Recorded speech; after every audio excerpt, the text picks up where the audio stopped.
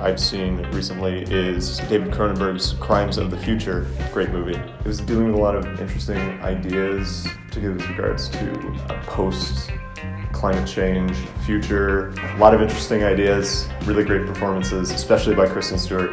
I loved it. I haven't stopped thinking about it since I saw it. Favorite thing is this book that I finished this morning called Case Study, which is very good. It's very psychological, and I'm reviewing it for our Booker Prize coverage. And the best thing that I've read recently was Objects of Desire, which is a collection of short stories by Claire Sestanovich. Yeah, from the past few months was probably the book The Candy House by Jennifer Egan. And my favorite piece of art that has come out recently is the new Taylor Jenkins Reid book, Carrie Soto is Back. I had very high expectations because it's following Malibu Rising and Daisy Jones and The Seven Husbands of Evelyn Hugo, and it hit the mark. It was beautiful.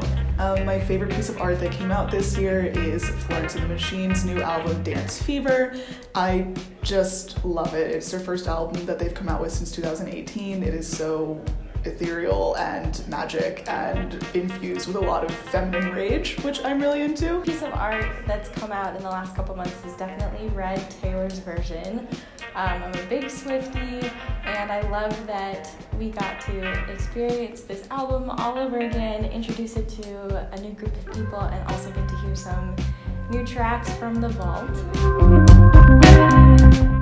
And the worst is Baz Luhrmann's Elvis. Don't believe the hype. It's bad. Let me paint a picture for you. Tom Hanks, worst performance of his career. Okay? Then, nauseating editing. It is basically a 2.5 hour montage. There's been some really sus Wordle words lately that I haven't enjoyed. My biannual rewatch of the Twilight series. To me, it's always a fresh piece of media. That's the book and the movie.